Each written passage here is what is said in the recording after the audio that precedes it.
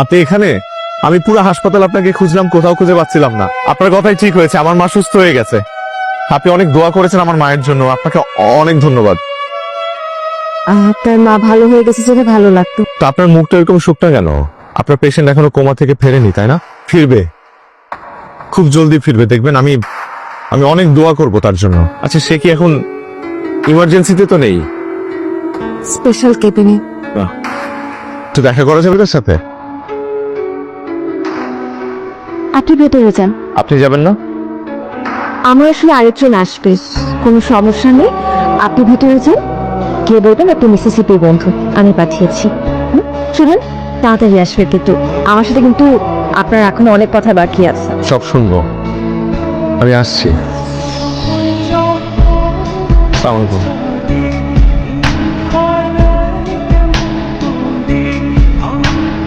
Excuse me, উনি কে? আমার বোন মিসিসিপি। না, মিসিসিপি তো বাইরে দাঁড়িয়ে আছে। মিসিসিপি তো আমাকে ভেতরে পাঠালো, বললো তার, কি বলছেন আপনি? বললো তার পেশেন্ট কোমায় আছে, আমি দেখা করতে চাইলাম। সব বলছেন আপনি। ভাই আপনি একটু বাইরে আসুন তো, একটু কথা বলবো আপনার সাথে। ওরা কি জমজ? আরে আপনি এখন এখান থেকে চলে যান, একদম হসপিটাল থেকে চলে যাবেন। যান আপনি। আমি একটা কথা, আপনি কোনোভাবে মনে করছেন আমি পাগল বা কিছু একটা? আমি কিন্তু পাগল না, আমি সত্যি বলছি।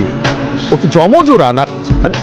কি মুশকিল ভাই? এটা মিসিসিপি না, মিসিসিপি আমার সাথে ছিল এতক্ষণ। আরে স্ট্রেঞ্জ, আমার বসে আপনি আপনি এরকম সরগোল করেন না তো, আপনি আমাকে জানতো ভাই।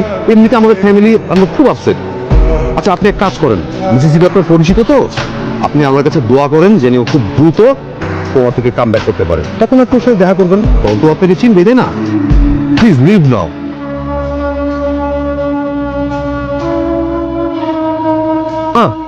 হ্যাঁ, ও তোমার থেকে ব্যাক করেছে মিসিসিপি। হ্যাঁ, না না না, এখনো কথা বলতে পারছে না, বাট আমার সাথে ইশারায় কথা হয়েছে। মা, তুমি তাড়াতাড়ি শুক্রিয়া নামাজ আদায় করো। আর আমি আত্মীয় স্বজন সবাইকে কল দিচ্ছি, তুমি তাড়াতাড়ি নামাজ পড়ে আসো হসপিটালে। ওকে ওকে, রাখছি। আর তুই কাকুন সবাইকে কল দিয়েছিস? এখনই কল দে। ও ব্যাক করেছে, তাই না? আমি জানতাম ও কোমা থেকে ব্যাক করবে। আমি অনেক দোয়া করেছি, আমার মাও দোয়া করেছে। আমি ওর সাথে চলে এখন না, এখনো ডাক্তার দেখছে। প্লিজ আপনি একটু ওয়েট করেন, পরে করো একটু দাঁড়া, একটু পরে। হ্যাঁ, কেমন আছেন মিসিসিপি? শরীর ভালো? আমাকে চিনতে পেরেছেন? আমি ভোর, আপনার সাথে আমার আইসিইউর সামনে দেখা হয়েছিল। আমার মা প্রচন্ড অসুস্থ ছিলেন, আপনি দোয়া করেছিলেন আমার মার জন্য। এবং আপনি যেদিন বলেছিলেন আমার মা সুস্থ হয়ে যাবে, সেদিনই সুস্থ হয়ে গিয়েছিল। মিসিসিপি, আমি ভোর, আমি আপনার সাথে আমার কত কথা হয়েছে, কত সুন্দর সুন্দর কনভারসেশন, একটা বন্ধুত্বপূর্ণ সম্পর্ক হয়েছে আমাদের। মনে পড়ছে না? আমি ভোর, একটু মনে করার চেষ্টা করেন, আমার সাথে আপনার কত কথা হয়েছে। আমার ভয়েসটা আপনার কি মনে পড়ছে না? আমার চেহারাটা চিনতে পারছেন না? একটু দেখেন না খেয়াল করে, একটু একটু মনে করার চেষ্টা করেন। আমি ভোর চিনতে চিনতে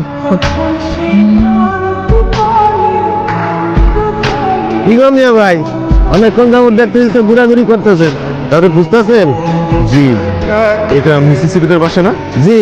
কেন? কেন সেটা আপনাকে কেন বলবো? আপনি আপনার কাজ করেন।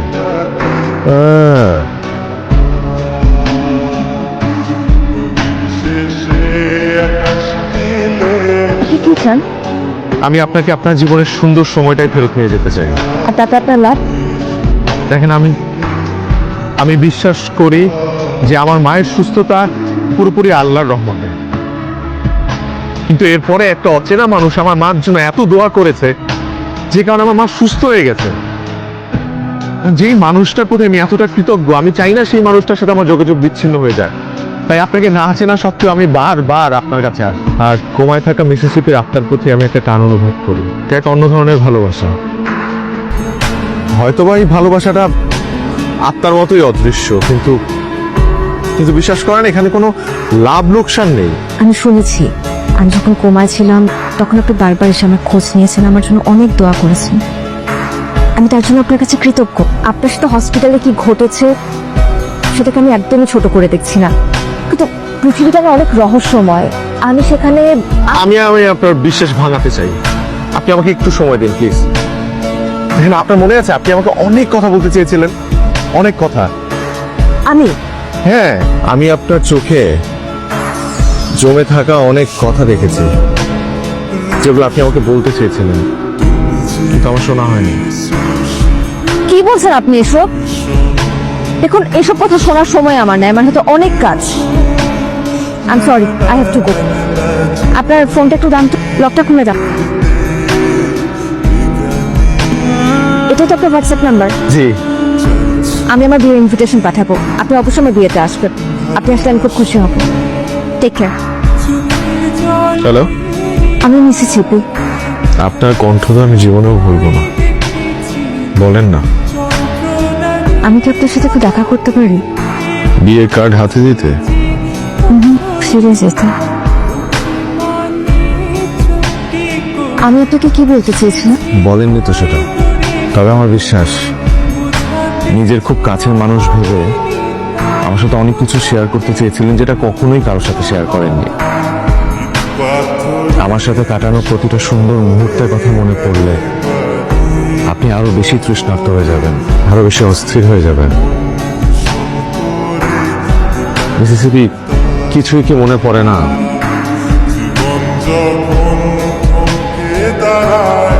আমি সরি, আমার হয়তো এত কিছু বলা উচিত হয়নি। আপনি প্লিজ মাথায় কোনো প্রেশার নেবেন না। আমি সরি, আপনি চলেন, আপনি বাসায় চলেন, আসেন, আমি নিয়ে যাচ্ছি আপনাকে। ছেলেটা একা একা কার সাথে যেন কথা বলে, বাট কেউ নেই ওখানে।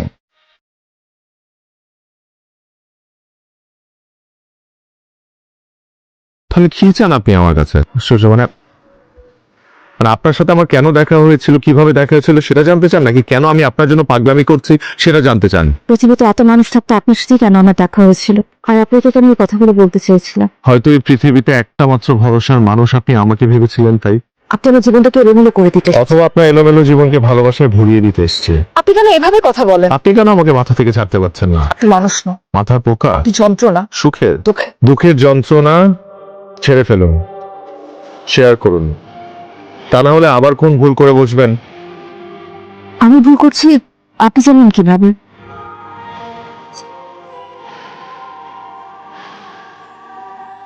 আরে তুমি বাসার নিচে কি করো? না মানে অন্ত, ও আমার বন্ধু। আপনি হঠাৎ কোত্থেকে? তোমার কথা তো মনে পড়ছিল, তাই ভাবলাম একটা দূর দেখে দেই। বাসায় চলেন। চলো, বাই। আমাকে জীবনেও বলতে পারবেন না। এই দেখাই শেষ দেখা। এই কথাটা বলে আজকের দিন স্মৃতিময় করে রাখতে চাচ্ছেন, তাই তো? না, হালকা হতে চাচ্ছি। অন্তত একটা মানুষকে আমার কষ্টের কথা বললেন। বলেন, আপনার কষ্টের ধার আমি আজীবন বইতে পারবো। যেদিন আমার অ্যাক্সিডেন্ট হয় সেদিন আমি পুবাইলের একটা মেয়ের বাসা থেকে ফিরছিলাম, যে মেয়েটাকে আমি মেরে ফেলেছি। 10 বছর আগের কথা। আমি তখন ও লেভেল শেষ করে ড্রাইভারের কাছে ড্রাইভিং শিখছি। একদিন ড্রাইভ করতে যেয়ে মগবাজারের মোড়ে রাস্তা ক্রস করতে থাকা মা মেয়ের গাড়ির উপর গাড়ি তুলে দেয়। মা তো কোনোভাবে সার্ভাইভ করে, কিন্তু মেয়েটা হসপিটালে জীবন মৃত্যুর সাথে যুদ্ধ করতে করতে একটা সময় মারা যায়। এখানে পুরোপুরি দোষ আমার ছিল না। আমি সতর্ক ছিলাম না। আমার পরিবার পুরো বিষয়টিকে অনেক অনেক টাকা দিয়ে মিটমাট করেছিল। তারপর থেকে আমি আমার পাপের প্রায়শ্চিত্ত করতে মাঝে মাঝে পুবাইলের পরিবারের কাছে ছুটে যাই, ওদের খোঁজ নিতে। আমি এই কথাগুলো কাউকে বলতে চাই, কিন্তু আমার পরিবার বলে দিয়েছে আমি যেন সত্যটা কখনো কাউকে না বলি। কিন্তু আমি বলতে চাই, আমি তাকেও বলতে চাই যে আমাকে বিয়ে করবে, কিন্তু আপনার এই কথাটাই আপনার আত্মা বারবার আমাকে বলতে চাচ্ছিল। মিসিসিপি, সেদিন যা ঘটেছিল সেখানে আপনার কোনো দোষ নেই। ইট ওয়াজ জাস্ট অ্যান অ্যাক্সিডেন্ট। একটু হালকা লাগছে? 3 দিন পর তো আপনার হল। কংগ্রাচুলেশনস। থ্যাঙ্কস। আপনি আসবেন না? কষ্ট বাড়াতে? না, তাহলে বন্ধু। তাহলে আপনার বন্ধু না, তাহলে কি? এক অদৃশ্য ভালোবাসা। এই অদৃশ্য ভালোবাসাকেই না হয় আমি আজীবন ভালোবাসতে চাই। আমি আসি, যদি ভাগ্যে থাকে তাহলে আবারও দেখা হবে মিসিসিপি নদীর ঘরে। আপনি আসবেন, আপনাকে আসতেই হবে।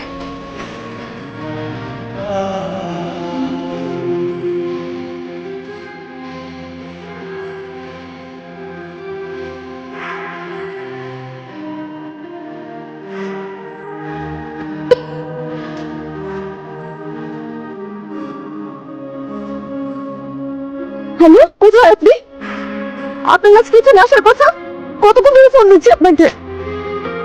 কি?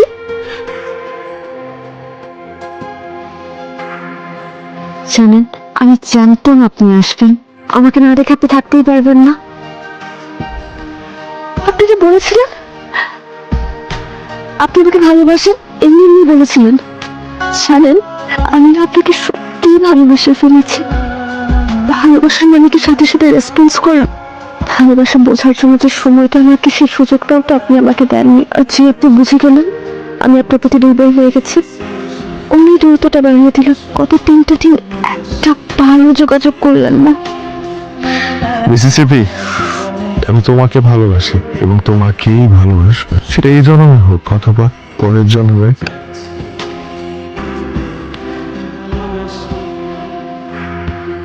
তুই এত রাতে এখানে কি করছিস? কার সাথে কথা বলছিস? কেন ভাই ভোর?